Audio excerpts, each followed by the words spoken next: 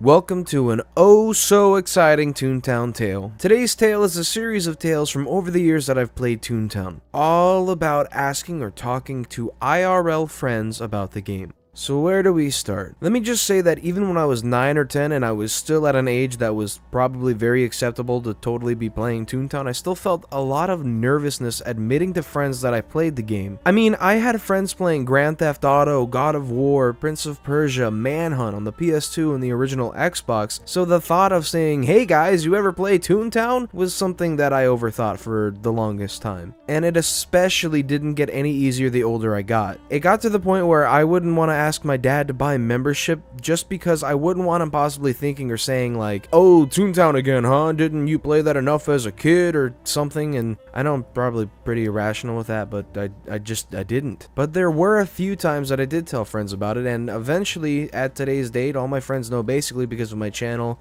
and my Twitch streams and it having been such a big part of my life in the past year or so. So going back to 3rd grade, 2004 or 2005-ish, I was waiting for the bus riders to be called out and one of my friends was still around. So I decided to chat him up about the game obsession in my life, Toontown. I go over to him and I'm like, "Hey friend." He says hi back and we start chatting like completely normal, and I decide this is it. This is the moment I'm gonna bring up the game. "So you ever hear of Toontown?" And he says yes. So I'm like, "Oh my god, somebody I know actually plays Toontown. This is really awesome." So I'm chatting with him about it for a little bit. Seems fine, and then I ask him what toon species he plays as, and he said spider.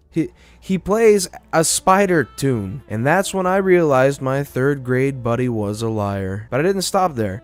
I decided to keep going and see how far he'd go with the lie that he plays the game. "Do you like crawling up around buildings and having extra arms?" And he just kept going right on, just kept proudly proclaiming about a spider toon, and said his sister plays as an ant or something like that, which I don't even know why, because why would there be so many insect toons in the game? Maybe he was just obsessed with bugs or something. So at this point, I know he's just completely full of it. I kept up the charades and I was thinking about totally dropping the slammer on him, just totally destroying him with the fact that there are no spider toons or ant toons in the game and that I knew he was lying. So I say to him, "There's no spiders in the game." He looks up at me and he says, "Huh?" And for some reason, I decided to just stop it there.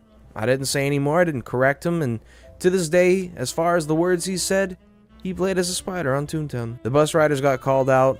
I head out, and that's when I scratched the idea of really bringing the game up with friends again for the most part, because again, I'm, irrational. I don't think I admitted to friends that I played the game again until really like late high school or so, when I was playing Toontown Test a lot, because for some reason I had membership on my test account, even though my actual membership on my online account was expired and back to free to play. The friend asked if I wanted to play another game, and I said I had something that I was playing a lot lately, and he asked what it is. So I said Toontown. And I'm pretty sure all they said was basically like, "Ew," or like, "Are you serious?" Something that basically expressed, why the heck would you ever be playing that? That's like really ridiculous or something like that. And while I kind of get it, I just didn't really let it bother me. But nowadays, like I said, all my friends actually know that I play the game, including that last friend, and that I have this channel and that I'm very involved with the game. And it even led to one of my friends, Jacob, playing the game, as he said he wanted to play it growing up, so we played it a lot on our group channel stream quite a bit.